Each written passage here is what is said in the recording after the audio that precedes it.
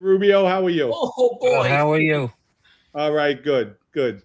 John, So what's up, thank buddy? you for coming on. What's We up, Gene? appreciate it. Thank Gene. Yeah. Okay. Listen, Dom, guy, Scott, listen, I really wanted you and Rubio to go because you two have the best knowledge with Joey Merlino, especially John Rubio, to really co-sign all this stuff and, really bring up that nobody's lying on this guy and everything, that he's a fraud and he's complete. I've heard all the stories from John Rubio, actual fact wiretap stories, and it's good to have like him on here because first-hand knowledge, you know what I mean? It's like me talking about Ronnie G, Dom talking about Vinny Bacciano. It's just first-hand knowledge. So let's get him started. Go ahead. Let me add to that, just for the viewers out there, because I know Joey, I know his bullshit. He's going to come out and say, this guy's a rat. This guy doesn't know me. This guy is never I don't know him. Watch I don't know this, him. John. Yeah, I don't know John, him. you don't even know this because we didn't even have this conversation. No, I never. When I you were haven't in spoke Arthur to Avenue, you. I think it was at the Christmas party. Yeah. You were there with a bunch of people. And he paid for the Christmas party. I paid for the Christmas party. He paid for it, Dom. A few of them. He bought the ticket for him and Deb to come Listen, down. This is for the guys. Let me speak. A few of the guys there know you were there, met you for the first time. Yes. And while you were talking with them, they said, listen, I don't do anything illegal and blah, blah, blah. But that was it. So we know you were there with Joey. It was my party. Well, okay. The Fed's party, whoever it was, but yeah, it was my party, and he came. A lot of guys were there. Yeah. Well, let's just. I'm just validating because Joey's Joey's Joey, but my viewers, everybody knows I keep it real. I don't have to bullshit anybody, and I got this from an outside source. Somebody that's in the life that I still bother with every day. Whatever I tell you today, it's not 50-50. It's not 70-30. It's 100%, and you don't have to take my word for it. It's all public knowledge. Right. Anything I tell you, it's all public knowledge. John, are we talking about the Christmas thing and at Patsy's? At Patsy's, yeah. This is all on the court record, Dom. This is like this is. I know, but I just wanted to reiterate that to the viewers because I've heard it. That you were there with Joe. Joey will say, I didn't know him. You know Joey. So I'm just saying I heard it, my own ears, from somebody who's still in the life, still in the streets, didn't cooperate, that I spoke to. So and use that. There's FBI surveillance photos of Joey there. He can't deny that he was there. There's photos on the internet of us outside smoking. FBI surveillance photos of Joey at the party. Correct. Let's get Rubio rocking because when he was on the Johnny and Gene show, we got going, but we couldn't because the government came after us over it. So now we can talk on it. All right, John. So where do you want to go with this, Gene? What do you want to lead into? What topic? Because you know. Well, can I just say one? Let me just say one thing. Go ahead. Because it's been bothering me for a long time. For him to come on and say he doesn't know me, that's all that everybody needs to know, that he's a fucking liar. Period. Right. There's 50 to 100,000 text messages between the two of us. I don't know, Dan. You've had some relationships with Joey.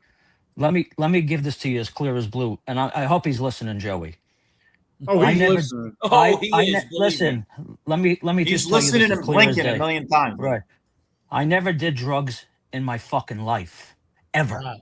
Not only did I not do drugs, I didn't drink alcohol my whole life.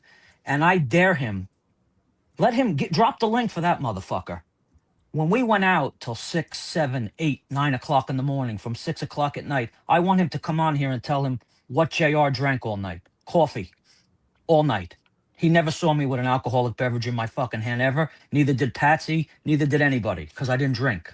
And I don't do drugs. So he could say whatever he wants. The last thing I want to tell him is, tell him to come on with the paperwork that I ever committed a Hobbs robbery and tied up kids.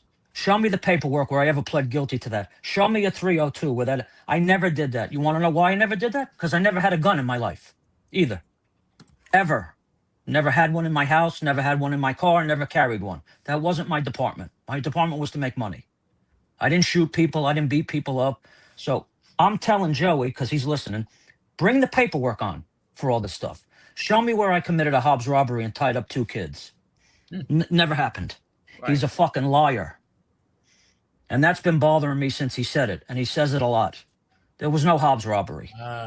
Listen, he went inside his friend's mother's house and robbed her money while she was sleeping. That's verified by people. So don't let him say what he wants. Believe me, he's worse than worse. Gene, you've done a lot of research. We've talked a lot. Yeah. I didn't commit a Hobbs robbery, and I didn't tie up kids. I committed Hobbs Act robberies. I'm open to say it. I did hundreds of them. Okay. Yeah, I'm just saying.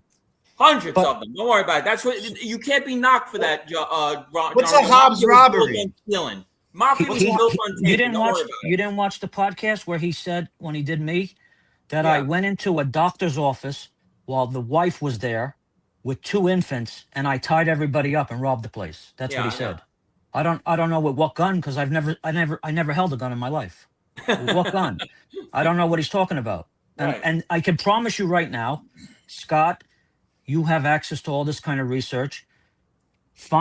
And I'm not accusing you that you said it. Find one piece of paperwork that says I committed a Hobbs robbery and tied up any kids. You won't find it because it's not there. I was never asked about this. How could he get away with that? What do you mean? Because everybody on YouTube believes him. And I always used to tell Gene, I don't come on these shows because nobody's going to believe anything I say. So what's the sense? Nobody believes. Well, listen, Rubio, the best part of it, all your shit's public record, like Scott said. Yeah, every drop of it. Yeah.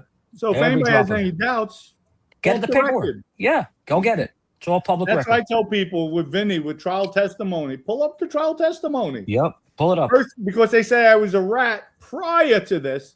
Yeah. The first question Vinny asked me, the lawyer, did you ever cooperate with law enforcement in your life? Absolutely not. Never even spoke to law enforcement ever in my life.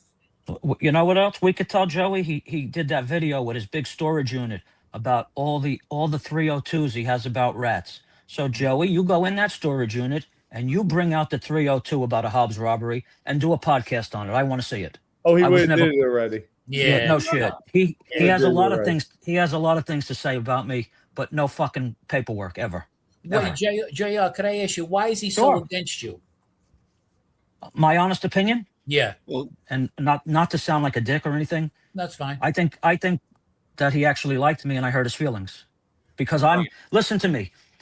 Guys have testified against him for murder, everything. Mm-hmm. He doesn't go after I am the one guy that he goes after all the time in his shorts, everything. I'm the most rat of the month to him of anybody. And he can say whatever he wants. I could promise you, again, Scott, you could go verify this. We were very close.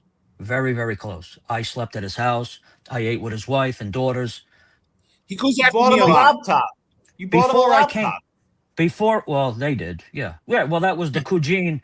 I'm dead out. That's the phrase. Cougine, I'm dead out. My daughter needs a laptop for school. I don't have any money. Sure. Huh. Okay. No problem. Let's get into the real stories. Go ahead, Joe. Go ahead. Get going, John. Go ahead. Okay, John. Yeah, go ahead. Gene's ADD's kicking in right now. No, because I've heard these from him. I want everyone to hear him. Go ahead. There's the a bum lot of them. story is what he really is. Go ahead. He's honestly, I know you're probably not going to like this, but he's a professional gangster, really. Yeah. I mean, listen to me. One thing I could say about Joey is while he's robbing you, he makes you feel like a movie star. Period. That's what he makes you feel like. Okay? That's what he makes you feel like. The first night, and listen, he is a movie star. I know. Yeah, you could see that. You could. I'm not taking that away. He's a celebrity. Absolutely. Yeah, he's literal. First of all, Gene asked me a question. When I was going to move to Florida, again, another bullshit story. He says that I got caught selling drugs and I went right to Florida because they told me to go after Joey. First of all, Joey was never a target of anything. I stood in New York for 2.5 years cooperating. And then, like I told them on the Johnny and Gene show, I was making so many recordings, they didn't have enough people to listen to them. So they told me to move to Florida where my parents were. Even an agent got in trouble, right? Because of the recordings? Yeah. So I went to Florida and I met Joey. And I was told before I went there to stay away from him because he's a human billboard and I'll end up in jail. That's what Patsy told me. Period. I told you right. Yeah. Well, he knows what he's talking about. I was already fucked. I was already locked up. He just didn't know it. Right. So the first night I met him, I got introduced to him through Carmine Gallo, who was the guy that every time he did something wrong, Joey, and he used me as the scapegoat, don't worry, we'll send Carmine. Because Carmine was a gorilla. Like Carmine Gallo, related to the Gallos. He's associated with the Gambinos. Tough guy, really tough guy. Nice guy, too. But anyway, I got introduced to him that I was with Patsy. We talked a little while, and the first thing that came up was the pharmaceuticals, the insurance fraud with the cream. And the bar was closing on Atlantic Avenue at 2:00 in the morning.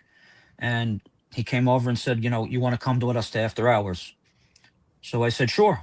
So we drove to this place in Boca and after hours. This is the first night I met him. And there's 200-300 people on the line. Wow. Not for him. Not for him.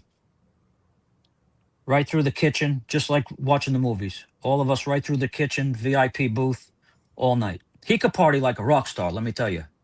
The guy could party like a rock star. And I'm telling you, when you go out with him, we used to go to the cigar bar Monday, Tuesday, Wednesday, and that's like a dead night between him and Rooster because they had a lot of business going on. Joey would tell me what to tell him. He'd tell me what to respond to Joey. I just saw another thing, like the guy's delusional, Dom. He was on the Fat Joe podcast, and the Fat Joe asked him about, they call you the John Gotti of Philadelphia, and he's so fucking dumb. His answer to that was, yeah, because I did good things for people. That's why they call me that. What the fuck does that have to do with them calling you John Gotti? You handed out turkey, so you're John Gotti? I mean, he looks for any way to avoid things. But I mean, we did so much. The same thing with the bookmaking. In his house, he had this big master, because I was into sports betting. I was big into sports betting. So we had this really good professional bettor that we were working with. His name was Benza. Again, all public knowledge. This is all public knowledge, all recorded, phone conversations, text messages. So him and Donnie, that other freehole of his roommate there, they had come up with this, Joey comes up with this master plan that he says, let's book these guys. He says, if they win 200,000-300,000, we don't pay them. And if they lose, we'll collect. I mean, I've done that. I'm not gonna lie to you. I mean, that's right. But I'm saying he went into trial, and he goes on, and he said he never did nothing with me. Yeah, CG again. admits it. Yeah, this is all. Yeah, listen, it was a great plan. I loved it. Yeah, we all did that. All wise guys. Yeah, but Gene, you know something? It coming from a boss of a crime family, right? That's a bad move. I know, but they all do it. I see millions. No boss does it though. Fucking Ronnie G's worth $35 million. He used to do it. Now listen, if you're under me, you'd say, Dom, I have this. I'll tell you, go ahead, go. Do what you have to do. Right. Because I'm getting an envelope. But Gene, you're never going to blow me up and say, Dom gave me the okay. No. When we go to a sit down, I'll say, Gene, don't ever do that again. I saw with Vinny. The fake situation. I love it. But come on, a boss himself doing it? Yeah. That's a no. So the first week they win 250,000. Oof. And so, he's not going to pay now. So they start following me around. They must have sent people the guy was from Ohio. They're following me around. Wow. So I'm calling him and I'm telling him. So I get this phone call, meet me in Boca Town Square outside this coffee shop. So we sit down and he says, this is what he said to me. So before we get it twisted, he said, don't ever send me texts like that again. Wait till you see me. Don't tell me people are coming after you. I'll take care of it. Don't ever send me texts like that. That's what he said, which is, again, somewhere buried in those 302s. So now Carmine Gallo's there, and this guy Benz is now coming into town because he wants to know where his money is. So he says, we're going to send Carmine to meet him. You stay behind. I said, I'm not staying behind because I already know what you're going to do. You're going to blame me. That's why you don't want me going. He said, no, Kujin, just let him go. I said, Joey, under no circumstances am I not going to that meeting. I said, because I know what you're going to tell Carmine to do. And these guys. So anyway, I went.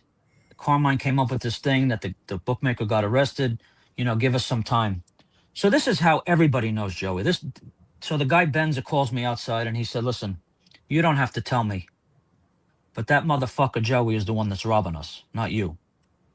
He said, Joe, tell Gene I love him like a son. He said, all my nephew Frankie did to Gene was use him. He said, tell Gene he is much better than Frankie could ever be. And the only thing Frankie will do for him is to bring him down. He said, Gene always earned and Frank couldn't shine his shoes. The difference between Gene and Frank is Gene tells the truth as he knows it. Frankie reads the news, the papers, and makes shit up. Oh, shit. Yeah, that's what he used, and it's right here on my text. So, he told me he loved you. He says, you guys used, and the problem he'd had wasn't Vinny Basciano, was another Vinny from another body shop. Yeah, Vinny. Yes. I went to go collect the fucking money, and fucking I got followed by fucking law enforcement. Yes, he verified everything that you said and all of that. Like that, he loves you. He says Gene is like the best. We went to kill Vinny Limo for him when he went. Patty went to North Carolina. We were there with silences, bro. I tried to get Vinny at the house. He jumped out the window. The guy, bro. Yep. So he told me all of this stuff. Yeah, we had the longest conversation. We're gonna go out for lunch Monday. Maybe we'll give you a shout and see what's going on. Patty was a serious guy in the Bronx, man. Oh yeah, without a doubt. Oh, he bought me a bezel for my Rolex. He was a good dude. I got Patty.